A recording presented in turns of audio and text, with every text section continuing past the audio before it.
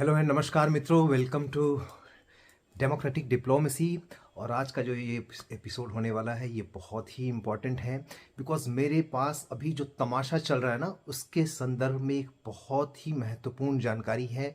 पूरी वीडियो को देखिएगा प्लीज़, बीच में स्किप मत करिएगा क्योंकि ये जो वीडियो है बहुत ही इम्पॉर्टेंट होने वाले। कुछ ऐसी खबरें हैं मेरे पास जो आई गारंटी कि पूरे इंडिया के किसी मीडिया हाउस ने आप तक ये बात पहुंचाई ही नहीं होगी, मेरा यकीन मानिए।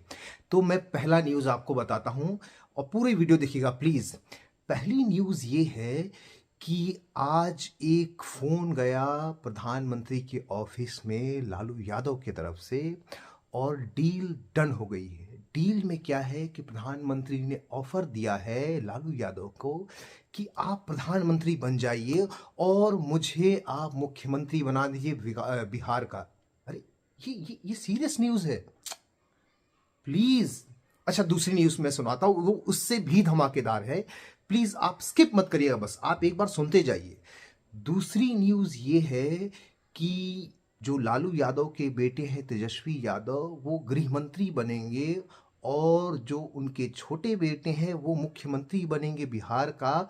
और जो जूनियर मोदी है बिहार वाले सुशील मोदी, वो डिप्टी सीएम बनने के लिए तैयार हो गए हैं। अरे इस पे भी भरोसा नहीं। अरे भाई सच में बोल रहा हूं दोस्तों, ये सीरियस और सही न्यूज़ है। अच्छा चलिए, इससे भी बड़ी न्यूज़ मैं सुनाता हूं आपको। ये न्यूज़ सच में एकदम सही वाली न्यूज़ मैं बताऊंगा आपको। तीसरी न्यूज़ ये है कि जो राम विलास का जो बेटा है, ठीक है, उसने ये ऑफर दिया है प्रधानमंत्री को कि आप मुझे मुख्यमंत्री अगर बना देते हैं तो मैं आपको डिप्टी सीएम का पोस्ट ऑफर कर रहा हूं। पर इस पे भी यकीन नहीं। अरे भाई यही तमाशा तो 3 दिन से चल रहा है। पिछले 3 4 5 दिन से, हफ्ते दिन से यही खिचड़ी पक रही है और आप लोग बड़े मजे लेके ये सब चीजें देख रहे हैं। इसमें आप हैं कहाँ? जनता है कहाँ? ये जो नेता है ये तो अपना काम कर रहे भाई। ये they are doing really very serious business. They are doing really very serious business because उनको बड़ा पैसा इससे आने वाला है, उनको पावर मिलने वाली है, उनको पोस्ट मिलने वाली है, उनको लग्जरी मिलने वाली है। And the second these bloody, ये जो 2 टके के जो पत्रकार हैं जो आजकल, they are also making money. और आपके बच्चे, आप तमाशा देख रहे हैं, आपके बच्चे, उनका भविष्य। अरे कब सुधरोगे भाई? मुझे तो समझ ही नहीं आता कि ये यहाँ की जनता डेमोक्रेसी का मतलब कब समझेगी, अपनी रिस्पॉन्सिबिलिटी कब समझेगी। देखिए, जब तक आप रिस्पॉन्सिबल नहीं होंगे, आपके बच्चों और आपके भविष्य का ठेका किसी और ने लिया नहीं है। क्यों लेगा भाई? They are doing their own business. Why should they bother about you? Who are you for them? आप उनके लिए क्या हैं? बस आप वोट देते हैं और वो आपका वो चू जो वो बनाना है वो बना ही रहे हैं। आप इस डेमोक्रेसी में आप हैं कहाँ? पिछले 10 साल से बिहार में यही हो रहा है। और सोचिए आप, जो आदमी, सोचिए कितना स्मार्ट है वो आदमी जो पिछले 10 साल से माइनॉरिटी में रह के भी स्टेट का हेड बना हुआ है। टेक्निकल हेड तो ऑब्वियसली राज्यपाल होते हैं, बट जो रियल हेड होता है वो बना हुआ है किसी भी तरह से। और आप कहाँ हैं? आपके बच्चों का भविष्य कौन देखेगा? और इसके रिस्पॉन्सिबल कौन है? रिस्पॉन्सिबल आप हैं। आपको याद है वो इंसिडेंट, याद होगा शायद बहुत लोगों को, कोविड के टाइम हुआ था कि एक जो डीएम था शैलेश, वेस्ट त्रिपुरा डिस्ट्रिक्ट है, वहाँ रात में जाके वर वधू के साथ जो तमाशा हुआ था, मतलब कितना हृदय विदारक था। किसी ऑफिसर्स में इतनी अमानवीयता कहाँ से आ सकती है? वो ट्रेनिंग कहाँ से मिलती है? और इतनी हैसियत, इतनी हिम्मत कैसे उसकी हुई कि आम जनता को इस तरह से बेइज्जत और प्रताड़ित करे? आप ये सोचिएगा उसको पावर कहाँ से इतना आया। अरे वो छोड़िए, अभी कल की बात है ना, कल परसों की, जो मध्य प्रदेश में एक मामूली सा सिविल एसडीओ, एसडीएम बोलते हैं उसको, एक गाड़ी ने उसको ओवरटेक कर लिया तो उसको पीट दिया उसने। सुप्रीम कोर्ट ने, लाल बत्ती तो चली गई खैर इनकी, सुप्रीम कोर्ट ने हूटर लगा के चलना बंद कर दिया है। आज भी मंत्री और जब एक जो डीएम जाता है या कोई एसएसपी जाता है या हूटर बजाते हुए जाते हैं, ऐसा लगता है कि लोगों को रौंद देंगे। कहाँ डेमोक्रेसी है? किधर की डेमोक्रेसी? कैसे सोचते हैं आप कि डेमोक्रेसी है? और ये डेमोक्रेसी आपके लिए तो बिल्कुल नहीं है। आप बस एक नौकर हैं यहाँ के, उसके अलावा कुछ नहीं। कि अगर ये इस भ्रम में अगर आज भी आप हैं, इसकी वजह है, मैं आपको इसकी वजह भी बताऊंगा। मतलब ये मैं क्या बताऊं, आप अगर थाने में जाते हो तो आप गिड़गिड़ाने के अलावा कुछ कर सकते हो क्या? एक छोटा सा थानेदार आपकी क्या हैसियत है उसके सामने? अगर आप पहुंच पैरवी वाले नहीं है या कुछ जुगाड़ नहीं है तो आप बेहतर जानते हो। एक छोटे से ब्लॉक में छोटा सा काम के लिए आपको 10 बार दौड़ाया जाता है। कहाँ की डेमोक्रेसी? और आप ये तमाशा देखने में बिजी हो। कब सुधरोगे आप? सुधर जाओ, वरना ये बात समझ लो कि ये भी एक प्रकार का सत्ता ही है, राज सत्ता ही है। आपको सिर्फ ये एहसास दिलाया जाता है कि you are important, but in actual situation ये है कि आप सिर्फ इनके लिए एक मजदूर हो। आप पैसा जनरेट करते हो, आप टैक्स देते हो, आपका ये खून चूसते हैं, आप पे राज करते हैं। इसके अलावा कुछ नहीं, इसके अलावा कुछ नहीं। डेमोक्रेसी का मतलब क्या है? अगर आप देखिए डेमोक्रेसी में, तो डेमोक्रेसी में people is the most important. People से डेमोक्रेसी बनता है। एंड लेजिस्लेचर, एग्जीक्यूटिव एंड जो लॉ मेकिंग एजेंसी है, जुडिशियरी, ये जो तीनों हैं, ये पावर कहां से ड्राइव करते हैं? They are ultimately getting their power from the people only ना। आप जनता से ही तो पावर लेते हैं, और ये तीनों ही जनता को रौंदते हैं। इसके अलावा कुछ नहीं करते, ये इसके अलावा कुछ भी नहीं करते। पर सवाल ये है कि ऐसा क्यों है? ऐसे हालात में हम पहुंचे क्यों? पता है क्यों? ये 700 साल की गुलामी। प्राचीन भारत में डेमोक्रेसी थी पहले, और जब राजतंत्र भी था तो आप ध्यान दीजिए, देखिए कितनी अच्छी सत्ता की बनावट थी। जब राजतंत्र था तो उसके ऊपर भी धर्म दंड था।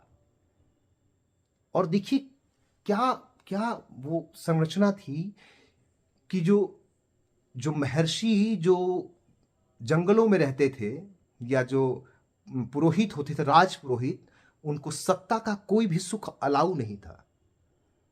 कोई भी सत्ता का सुख अलाउ नहीं था। वो जमीन पर सोते थे। और जो राजा है उसके पास सत्ता का दंड था, लेकिन उसके ऊपर भी धर्म दंड था। और आज क्या है? आज कुछ भी नहीं है।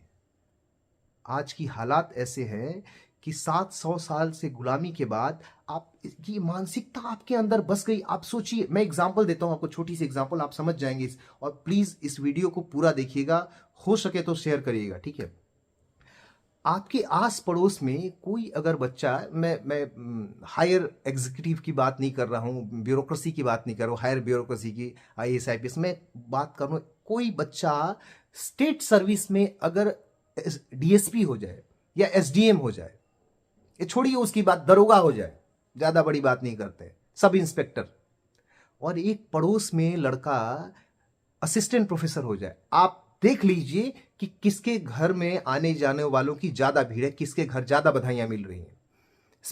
मैं पूरे इंडिया में, मैं एक्चुअली घूमा तो ऑब्वियसली मैं पूरे इंडिया में हूं, लेकिन ग्रास रूट पे मुझे हिंदी हर्टलैंड का अच्छे से पता है। मैं इस रीजन की बात तो मैं 100% जानता हूं कि यहां पे क्या होगा। DSP घर के तो छोड़िए ही मत, SDM को वहां तो बारात आ जाएगी। एक मामूली सब इंस्पेक्टर के घर में ज्यादा लोग बधाइयां देने जाएंगे as compared to assistant professor. और छोड़िए, मैं आपको बात बताता हूं, राजेंद्र प्रसाद जब भारत के राष्ट्रपति बन गए थे, तो जब वो अपनी मां से मिलने पहली बार जब गए, तो उनकी मां ने पता है क्या बोला? उनकी मां ने बोला, का बबुआ दरोगा बन गया का? आप सोचिए ये गुलामी कहां तक घुसी हुई है।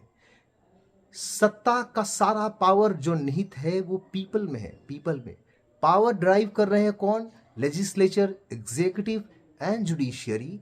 बट अल्टीमेटली ये सारे रूल जो कर रहे हैं वो जनता पे ही कर रहे हैं।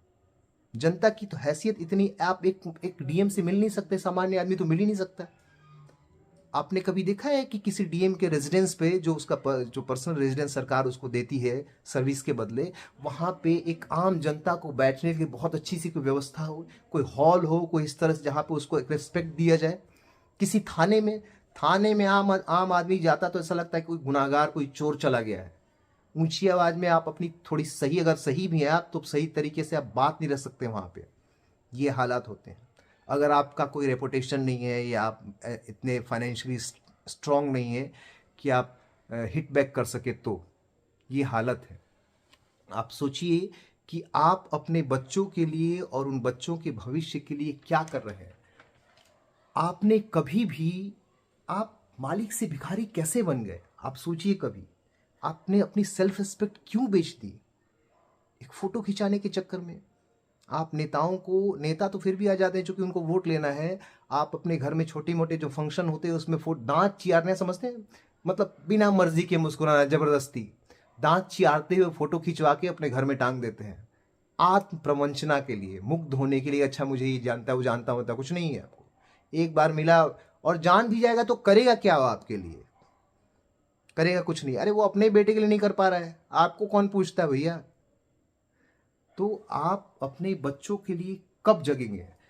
देखिए, मेरे पास कुछ अपने जो उपाय हैं, मुझे जो लगता है ये आपको करना चाहिए अगर इस देश की डेमोक्रेसी को बचाना है। देखिए, इट्स ए टसल। आप अगर सोचते हैं कि आप वोट देख के you are get over to your responsibility, तो आप बेवकूफ़ हैं। आपकी रिस्पॉन्सिबिलिटी सिर्फ वोट देना नहीं है, उसके बाद 5 साल जिन लोगों को वोट दिया उनसे सवाल पूछना है। कैसे? मैं आपको, जब किसी पॉलिटिकल पार्टी का कार्यकर्ता या पॉलिटिकल लीडरशिप का कोई आदमी जब आपकी कॉलोनी में तो आता है, छोटे लोग तो आते हैं, तो इंटरेक्शन तो होता ही होगा आप लोगों से, सारे लोगों से। जब भी कोई कॉलोनी में जाता है तो आप उनको बुलाइए, 5 और कॉलोनी के लोगों को बुलाइए और उनको पूछिए कि आपके विधायक जो हैं या जो आने वाले हैं चुनाव में, जो भी लोग हैं 5-10 प्रोमिनेंट, जो लोग चाहते हैं कि हम अप्लाई करेंगे हमारे विधानसभा से, उनसे पूछिए या उनको बुलाइए, वरना अगर वो उनको टिकट मिला तो हम वोट नहीं देंगे, आज आपको बता रहे हैं। उनसे पूछिए कि हमारे कॉलोनी में क्या प्रॉब्लम्स है, उनको पता है, आके बताए वो मुझे। वरना अगर सिर्फ वोट के दिन आएंगे, चाहे वो किसी पार्टी के, किसी कास्ट के हों, हम उनको वोट नहीं देंगे। आप उनसे पूछिए कि बताइए कि हमारी कॉलोनी की क्या प्रॉब्लम्स है, हमारे जो डिस्ट्रिक्ट लेवल के जो हॉस्पिटल्स हैं उनमें कौन कौन से स्पेशलिटी का डॉक्टर नहीं है। क्या न्यूरो सर्जन है, न्यूरो फिजिशियन है, मैक्सिलोफेशियल सर्जन है, ईएनटी सर्जन है, ऑप्थेल के डॉक्टर हैं? क्या एनेस्थेटिस्ट इमरजेंसी में 3-4 रहते हैं? क्योंकि 1-2 एनेस्थेटिस्ट रहेंगे तो वो दिन में बेचारे ऑपरेशन करवाएंगे, रात की ड्यूटी क्यों? इमरजेंसी में एनेस्थीसिया वाले की जरूरत पड़ती है।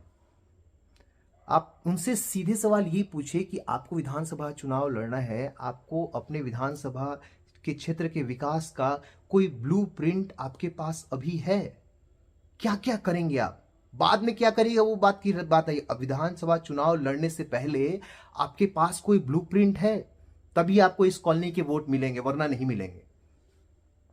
आप कॉलोनी में एक छोटा सा ग्रुप बनाइए या गांव में एक छोटा सा ग्रुप बनाइए, हर 5-10 घर पे एक आदमी चुन के उसमें आप एक, जिसको हम लोग सोशल ग्रुप जो बोलते हैं, जो भी, आप ऐसा ग्रुप बनाइए। उनसे सवाल पूछिए कि ये बताइए आपके डिस्ट्रिक्ट में जो इंजीनियरिंग का कार्य करने वाले विभाग हैं, पीडब्ल्यूडी हो गया, आरडब्ल्यूडी हो गया, इरिगेशन हो गया, माइनर इरिगेशन हो गया, इलेक्ट्रिसिटी हो गया, कितने विभाग हैं, उनमें आपको क्या क्या अगले 5 साल में काम कराना है?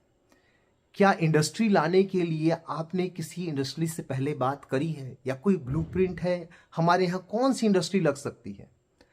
आपने ब्यूरोक्रेसी को रिस्पॉन्सिबल बनाने के लिए, सिटीजन फ्रेंडली बनाने के लिए क्या किया? देखिए, ये चीज, ये आप अगर नहीं करिएगा ना, तो ऐसे ही आपकी फ्यूचर जनरेशन सिर्फ जूते खाएगी, अस्पताल में भर्ती होगी। आपके पढ़े लिखे बच्चे जो बाहर में भी काम करते हैं, यूरोप में भी काम करते हैं, इंडिया आएंगे तो कोई मामूली सा सिविल एसडीओ उसको पीट देगा और आप पैसा होते हुए कुछ नहीं कर पाइएगा। मैं आपको ये बात बता रहा हूं, take this word very seriously. क्योंकि डेमोक्रेसी में ऐसा नहीं कि आप मुक्त हो जाते हैं वोट देके। It's always be A struggle between people, executive, legislature and judiciary. अगर आप अपनी पावर छोड़िएगा तो दूसरा उस पावर को ग्रैब कर लेगा। इसलिए इस बात को ध्यान रखिए और सत्ता के दलालों से सावधान रहिए। स्पेशली या तो पत्रकार होंगे या आपकी कॉलोनी में कुछ लोग ऐसे रहते होंगे जो किसी को का प्रचार करते होंगे। अगर आपको रियली डेमोक्रेसी में और अपने फ्यूचर जनरेशन को बचाना है और इस डेमोक्रेसी को बचाना है तो, वरना ये जो आज करेंट फॉर्म है democracy, this is not a democracy, completely not. आपको मैं एग्जांपल बताता हूं, एक छोटा सा एग्जांपल है, सुनिएगा इसको। एक बार की बात है कि जब ब्रिटिश शासन था तो ब्रिटेन में एक जो उस समय जो होता था आईसीएस ऑफिसर्स होते हैं थे इंडियन सिविल सर्वेंट बोला था। आज तो इंडियन एडमिनिस्ट्रेटिव सर्विस होती है ना, उस जमाने में इंडियन सिविल सर्विस हुआ करती थी। तो एक बच्चा था, उसके फादर कलेक्टर थे वहां पे। खैर वो एक अलग मैं डिस्कस करूंगा ब्यूरोक्रेसी के बारे में, लेकिन ये कहानी सुनिए आप। तो जब वो बच्चा, लाट साहब होते थे, और वो तो बच्चा एक जगह से दूसरी जगह ट्रेन से जा रहा था। अब वो ट्रेन जब बीच में किसी स्टेशन पे रुकी तो बच्चा उतर गया वहां पे, माँ बाप से जिद करने के उतरते हैं थोड़ी देर के लिए। अब पहले का रूल क्या था कि जब लाट साहब उतर गए हैं तो ट्रेन का जो जब टाइम हो गया खुलने का तो ट्रेन का ड्राइवर और गार्ड आएंगे और उनसे हाथ जोड़कर परमिशन मांगेंगे कि हाँ हम चलें। मतलब जब वो परमिशन देंगे तभी गाड़ी स्टार्ट हो सकती है। तो क्या हुआ कि अब वो बच्चा थोड़ा नटखट, बचपन का स्वभाव, उसने, सबने बोला हाँ चलते हैं, उसने बच्चा बोला नहीं चलेंगे। अब लाट साहब का बच्चा, अब ट्रेन चले तो कह दे। अब लाट साहब मना रहे हैं, ट्रेन का ड्राइवर मना रहे हैं और ऑफिशियल्स मना है कि नहीं आप परमिशन दो। उससे रिक्वेस्ट ही की जा सकती थी, जमाना गुलामी का था। वो बच्चा काफी मान मनोबल के बाद घंटे भर बाद माना। अब तब जाके वो ट्रेन खुली। वही बच्चा कुछ दिन बाद जब उसके फादर का ट्रांसफर ब्रिटेन में हो गया, अच्छा एक और वहां ब्रिटेन में कानून था कि जब यहाँ का कोई एडमिनिस्ट्रेटर यहाँ से लंदन वापस जाता था तो उसको 2 साल तक कोई ऑफिशियल पोस्ट नहीं मिल पाती थी, क्योंकि ये माना जाता था कि यहाँ का जो ब्यूरोक्रेट जा रहा है वहां पे, ये यहाँ का तो मतलब गुलामी में सत्ता के लिए वो बनाया हुआ था, डिजाइन था वो पोस्ट, और वहाँ डेमोक्रेटिक सोसाइटी थी। तो वो एक मानसिकता, वो बैगेज जो है वो उसको लेके आ रहा है, और इस सोसाइटी में उसको फिट करने में और यहाँ के डेमोक्रेसी को समझने में टाइम लगेगा, इसलिए 2 साल कोई पोस्ट होल्ड नहीं कर सकता।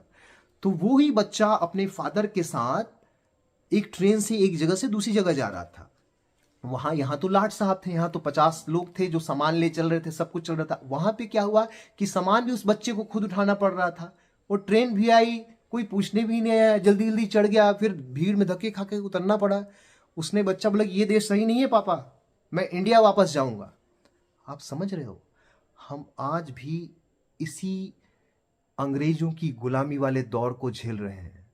इसलिए प्लीज रिक्वेस्ट है आपको कि तमाशा देखना बंद करिए एंड बी एक्टिव।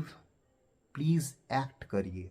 आप इस बात को समझिए कि आप जिस चीज़ को मजाक समझ रहे हैं, ये बहुत मुश्किल से आज़ादी मिली थी, और डेमोक्रेसी और भी मुश्किल से आती है। पूरी दुनिया में, अफ्रीका में या और नेशंस में देखिए जहाँ पे ऑटोक्रेसी है, और अगर आप पावर छोड़ते ही जाइएगा ना तो दूसरे ग्रैब करते ही जाएंगे, और ऐसे ही देश पाकिस्तान, अफगानिस्तान बन जाते हैं। पाकिस्तान में ब्यूरोक्रेसी की जगह मिलिट्री क्रेसी है, और अफगानिस्तान में देखिए तो वो भी नहीं है, कोई सिस्टम ही नहीं है, कोई ऑर्गेनाइजेशन ही नहीं है। वहाँ गन है, जिसके पास गन है वो बॉस है। तो आप क्या चाहते हैं ये आप पे डिपेंड करता है। Thank you very much. नमस्कार।